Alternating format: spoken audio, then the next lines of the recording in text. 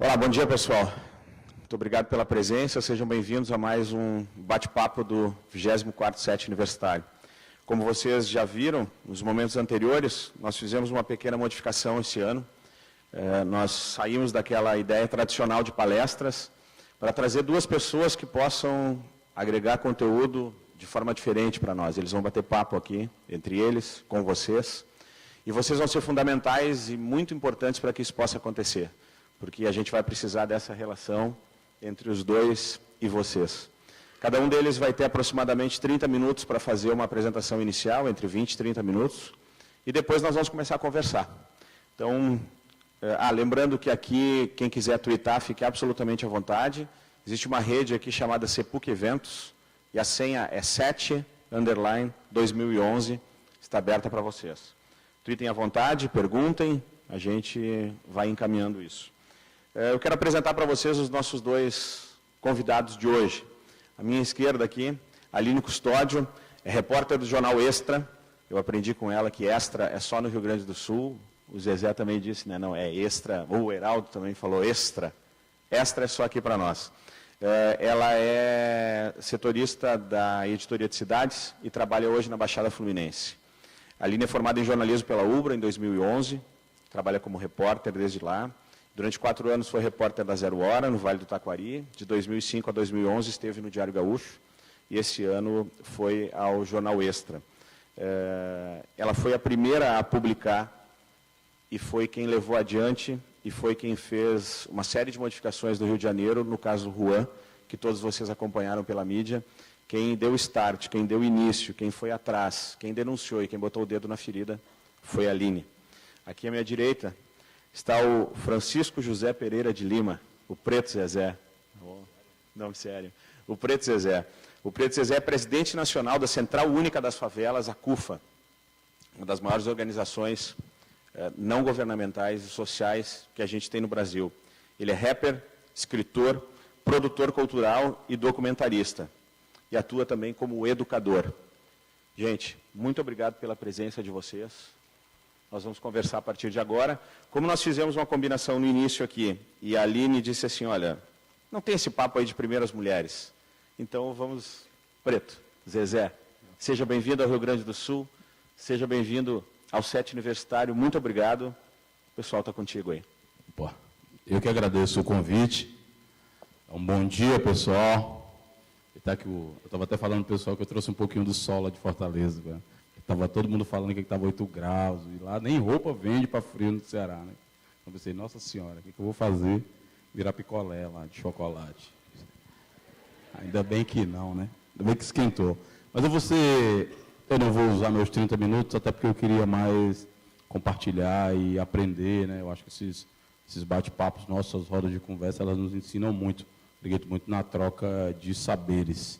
Apesar de, muitas vezes, o ambiente universitário, acadêmico, ele tem uma imagem de um lugar onde só aqui é que tem o conhecimento, só aqui é que tem a verdade, só aqui é que se produz os saberes, e muitas vezes o conhecimento e o saber produzido fora dos bancos da academia, ele não é reconhecido como tal. Então, quando eu participo desses ambientes, eu acho que a gente começa a quebrar um pouco dessa lógica autoritária até, né? E também quebrar um pouco também do estigma que tem de ambas as partes, onde tanto a universidade percebe muitas vezes os objetos de estudos como uma coisa à parte, e os objetos de estudo, acho que a universidade também é um espaço que não tem que ser ocupado. Então, acho que aqui a gente constrói uma ponte de mão dupla para trocar um pouco essa ideia. Indo já ao tema, para adiantar um pouco, a CUFA ela existe nos 26 estados, no Distrito Federal, está presente também em mais 13 países, sempre buscando o equilíbrio social, o diálogo e o protagonismo do que nós chamamos os invisíveis. Para entender um pouco o que são os invisíveis, precisa um pouco fazer um resgate de que visão da história a gente se baseia, de que visão da história a gente parte.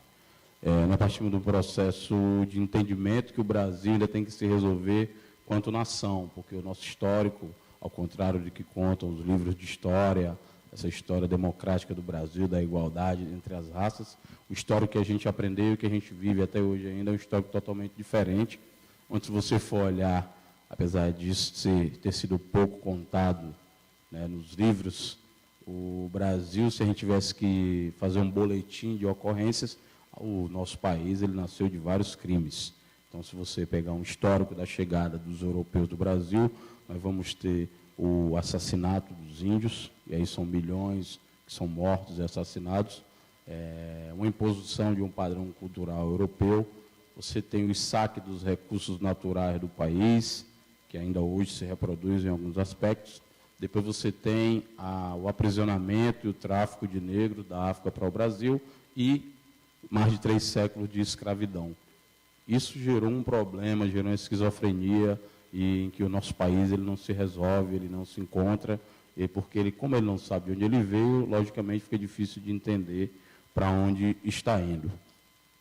Partindo desse processo, nós temos uma coisa mais grave para chegar no surgimento dos invisíveis, que depois da escravidão, nós temos o que a história se acomodou a chamar de abolição, para nós ficou mais como um despejo, se nós formos perceber os dados, os indicadores de todos os institutos de pesquisa, onde na chegada dos italianos ao Brasil, e a novela, sou um noveleiro de cadeirinha, de carteira, adoro novela, Assim a Moça é uma novela que retrata bem o que foi o Brasil, né? Aí eu não sei se todo mundo acompanhou, mas tem uma cena em que o Osmar Prado, que é o senhor de engenho, em que os escravos estão queimando as senzalas e tudo. Inclusive, um grupo de escravos fala para não matar ele, não queimar a senzala e sair pacificamente. E é impressionante a cena final da novela, que é a chegada dos italianos ao Brasil, recebendo terra, recebendo os papéis das suas casas, né, sendo bem recebidos com suas famílias, e os negros sendo abolidos, se a gente for ler, despejados, caminhando no rumo de lugar nenhum. E aí os indicadores do Brasil mostram, principalmente esses negros, onde eles estão nas favelas do Brasil. Então acaba que a CUFA, apesar de nós não fazermos aquele discurso mais tradicional do movimento negro, acaba que nós já nem precisa fazer esse discurso, porque nós estamos nas favelas e a maioria dos que estão lá são negros. E aí vem os invisíveis. E quem vai ser os invisíveis nesses ambientes? Vão ser esses territórios de favela, que muitas vezes são retratados nas redações, e aí muitos daqui vão para as redações, espero que vocês não reproduzam, ou pelo menos questionem essa reprodução, que é esses lugares aparecerem somente pautados nos cadernos policiais, e os seus habitantes serem sempre retratados de maneiras pejorativas, negativas ou como serem perigosos. E aí acaba que o invisível acaba sendo aquele em que somente a polícia vê. Se essa fosse uma definição dos invisíveis, seriam aqueles somente a polícia vê. E é o único braço do Estado que tem ido, infelizmente, a essas comunidades, inclusive responsável por 70% da intervenção do Estado, quando era para ser o inverso. E a CUFA nasce da necessidade de romper o que seria mais natural, seria uma entidade da dimensão e da capilaridade da CUFA, ser uma entidade em que nós tivéssemos sociólogos, jornalistas, psicólogos, como são a maioria das ONGs que são formadas para realizar e que realizam, inclusive, excelentes trabalhos. Só que nós nos questionamos que esses invisíveis, quando surgem nesses espaços, eles são meramente público-alvos. Então, se nós olharmos até nos espaços de luta social mais progressista, esse perfil jovem, negro, mulher de comunidade, eles continuam sendo coadjuvantes da sua própria história. Ou seja, os espaços de poder, de decisão, de elaboração, não são dirigidos, não são ocupados, nem são representados por nós. Isso, eu estou falando de um campo mais democrático, mais progressista, que se propõe a combater essas desigualdades, e se propõe a combater e alterar essas injustiças. Agora, eu não estou nem falando de outros espaços que não se discute isso, só para vocês terem a ideia como é grave. Vou fazer aqui uma experiência com vocês, para vocês verem como é complexo no Brasil. Quem acredita que existe racismo no Brasil, levanta a mão. Então, se nós pegarmos a nossa pesquisa aqui, o dataset, nós vamos perceber que esse auditório, que se representasse o país, 90%, aqui 99% acredita que existe racismo no Brasil. Perguntamos à mesma população brasileira, quem é racista?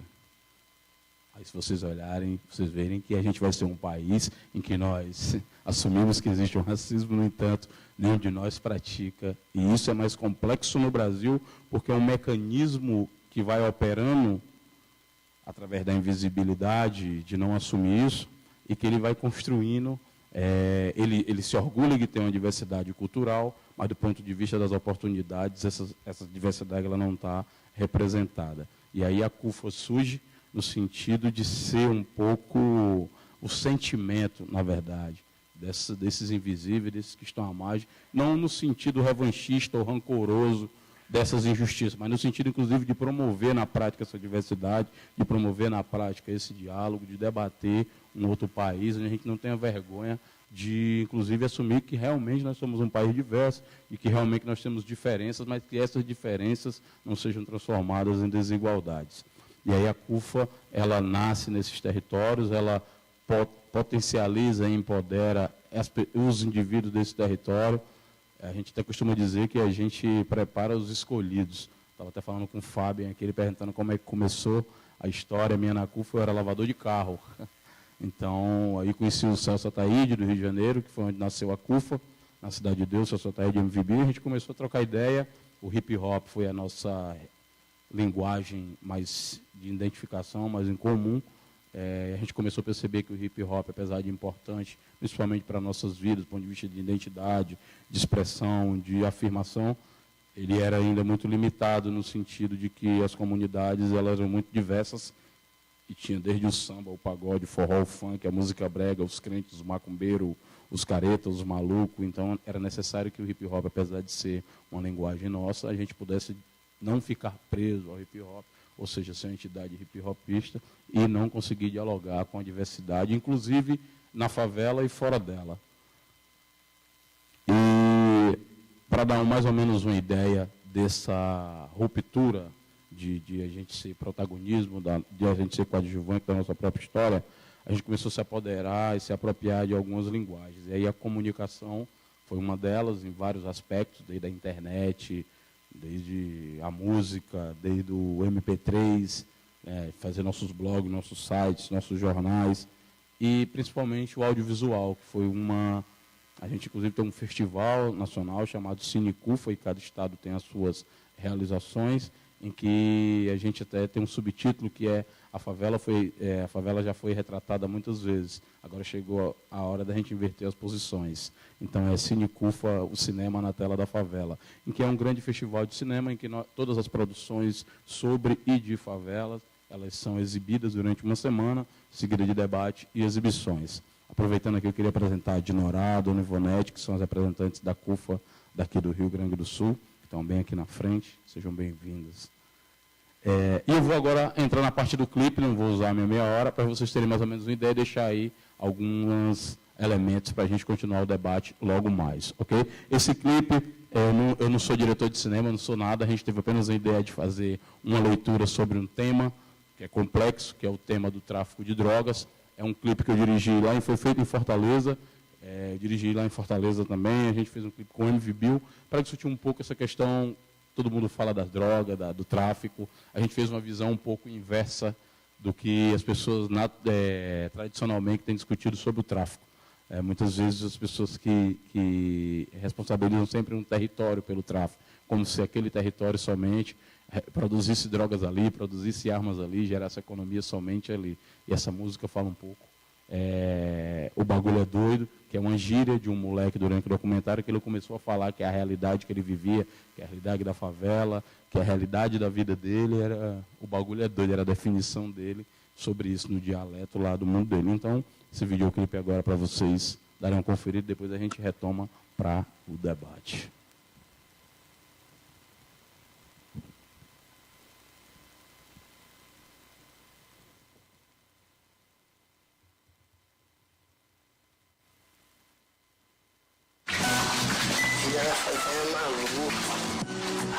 vontade de se matar, às vezes a vontade de sumir. Eu levando de 5 anos, de 6 anos, fico pensando se eu morrer assim, mano. Minha irmãzinha vai ficar triste.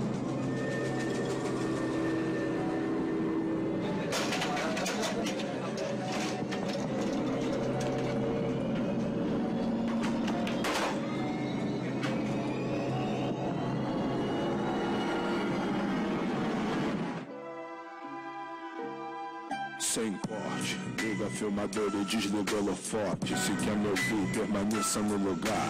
Verdades e mentiras, tenho muita pra contar.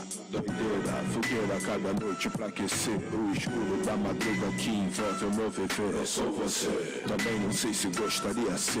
Ficar trepado no muro, se escondendo do furo. Pra mim falta orgulho. Papo de futuro da nós que domina a cena, bagulho de cinema. A feira tá montada, pode vir comprar. No vento da tragédia, cobro dos comédias. 16 é a média, Deus tá vendo, eu acredito, sou detrito. Que tira o sono do doutor, seria o Jason se fosse um filme de terror. Desembaça, saia na fumaça. O bonde tá pesado, então cê tá achando graça. Tipo peste, tá no sudeste, tá no nordeste, no centro-oeste. Tu vai te dar dinheiro, você bem investe. No futuro da nação, compra pó na minha mão. Depois me xinga na televisão. Na sequência vai pra passeata, levantar cartaz, jogando com as mãos, sinalizando o símbolo da paz. O bagulho é doido, não tenta levar uma, não vem pagar de fã, se não for porra nenhuma, Deus ajuda. Que eu fique de pé no sol e na chuva, a pista tá uma uva, podendo ser feliz. Com rádio transmissor e uma Glock numa Honda Bis, um trago no cigarro, um gole na cerveja, e sou destaque no outdoor que anuncia a revista. Veja, veja. Se morrer, nasce outro que nem eu, pior ou melhor. Se morrer, eu vou descansar. Ah, sonhar, nessa vida não dá pra sonhar não. Amanhã não sei se eu vou estar aí. Deixa que ironia, que contradição.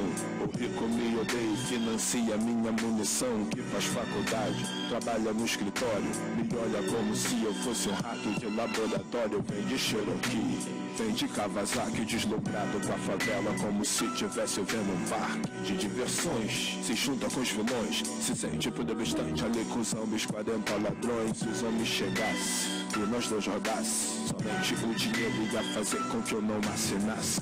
Pra você tá tranquilo, nem preocupa, sabe que vai recair sobre minha culpa. Me levam pra cadeia, me transformam em detento. Você vai pra uma clínica tomar medicamento. Imagine vocês, se eu fiz essas leis, o jogo era invertido. Você que era o bandido, seria o viciado, o aliciador de menor. Meu sonho se desfaz igual o vento, leva o pó.